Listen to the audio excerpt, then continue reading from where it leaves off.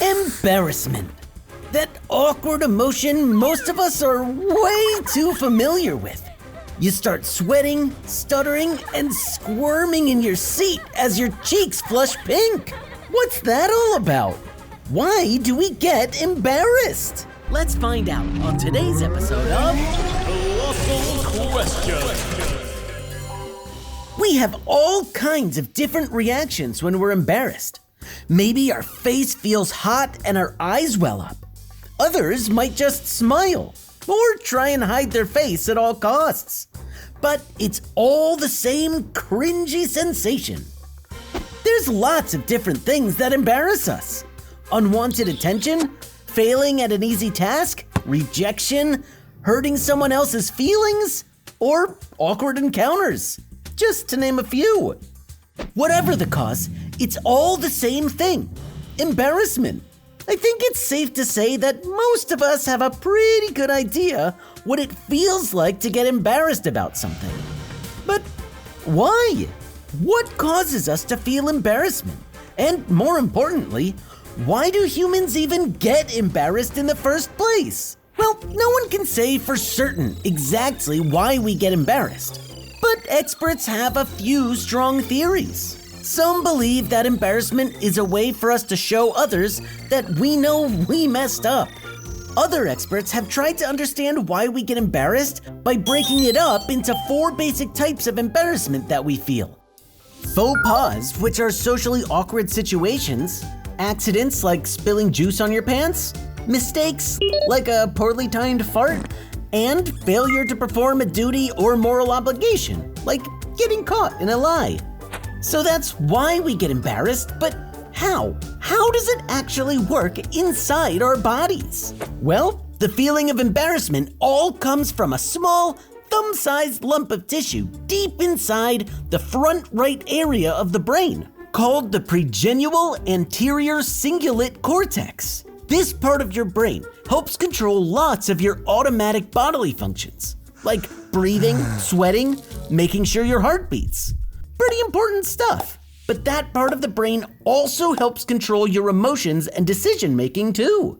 So, people who have a slightly smaller pregenual anterior cingulate cortex tend to be less embarrassed. It seems the smaller that section of the brain gets, the less embarrassment any of us feel. So, what does that mean? Well, it means that no matter how you react in embarrassing situations, it really just comes down to what's going on inside your brain. Like, literally.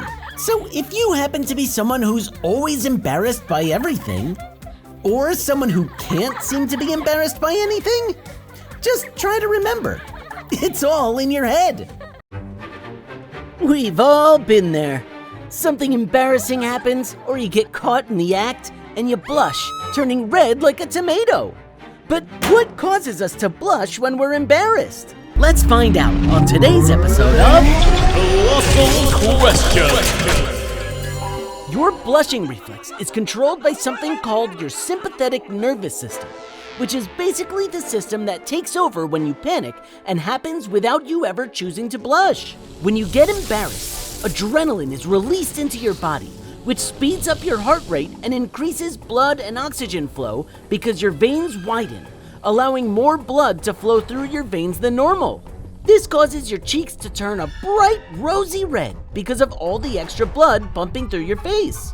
But this special reaction only happens to the veins in your face, which is why you don't blush all over. Okay, so that's how we blush, but why do we do it? Well, that question seems to be hard for scientists to answer absolutely, but they do have a theory. Many researchers believe it's our body's way of admitting we feel guilty or embarrassed about something and automatically apologizing for it. According to the theory, someone is much more likely to forgive you and even feel bad for you if you blush after getting caught or doing something embarrassing. Think about it. You're trying to pour yourself a drink and it accidentally spills right as your parents walk in the room and your face turns bright red from blushing. Before you can say a word, your flushed face is your body's way of letting your parents know it was an accident. Everybody loves to laugh. Even the strictest teacher in the school will giggle at a well-timed fart. fart. But that begs the question, when did humans first start laughing? And why do we love to laugh so much? Let's find out on today's episode of Colossal Questions. Let's start at the beginning. When did humans start laughing in the first place? Well, experts believe that laughter may have evolved at two specific and distinct points in human history. The first type of laughter developed a couple million years ago, before language was invented, and before we were really even human. This is the type of laughter we feel when we see something genuinely fun or funny. It evolved out of the sounds primates make while roughhousing. Like monkeys, humans started laughing this way when danger was low, basic needs were met, and it was a good, safe time to have some fun. It's also the kind of laugh we use to relieve tension. For example, it's the kind of laugh we use after a particularly scary scene in a movie. We laugh in a way that says, I wasn't that scared. Fast forward a couple 100,000 years, and the other type of laughter emerged in humans. It's the kind of laughing that we do most of the time, that usually has nothing to do with something being funny. As humans started living in bigger groups, we learned how to use and abuse laughter to get what we want. This is the type of laughing people use to hurt someone's feelings, or to make someone feel better. Fast forward another couple 100,000 years to today, and we still use both types of laughter. The first type of laughter is obvious. A friend tells you a joke, a teacher rips their pants, funny stuff. The second type is more subtle, but also more common. That's the type of laughter we use when we're nervous, scared, or anytime we laugh at something that wasn't actually a funny joke. So, why do we laugh? Because it makes us feel safe, it makes us feel better, and it lets people around us know that it's okay to let their guard down. It doesn't matter how big and tough you try to act. Everybody cries sometimes. But have you ever stopped and wondered why our eyes get wet when we weep? Let's find out on today's episode of Colossal Questions. The instinct to cry tears from our eyes generally comes from one of two places: a physical reaction or an emotional reaction. A physical reaction that could cause you to cry would be something like getting dust in your eye or cutting up onions. If you want to know more about why those kinds of things cause you to cry, check out our episode on cutting up onions. But the kind of crying we're talking about today is emotional crying. So why do we cry tears when we're emotional? In order to understand that, we need to know how our tears work. Think of them like a wash or bath for your eyes. Each time you blink, a little bit of liquid we call tears covers your eye to keep it clean, moist, and protected. After each blink, the tear drains down the corners of our eyes through a little tunnel called a tear duct that takes the tear away. That's why we blink so much. Each blink replenishes our eye with a fresh tear, which drains over and over. Now, sometimes our eyes make tears faster than our tear ducts can drain them. That causes the tears to spill out of our eyes like an overflowing bathtub, and just like that, we're crying. People can cry after any strong emotion, happy or sad. You might cry tears of joy at finding your long-lost puppy, or tears of sadness if a friend hurts your feelings. Okay, so that's why we cry, but why do strong emotions cause us to make a ton of extra tears? Well, experts still don't know for sure, but they have a few theories. Some believe we cry as a way of communicating with others that something's really wrong. Others believe it might help you release toxins and bad hormones from your body when you're overstressed. But whatever the reason, one thing is for certain: everybody cries. Everyone freaks out from time to time and blows their top. But why? What causes anger? And why does it cause us to react the way it does?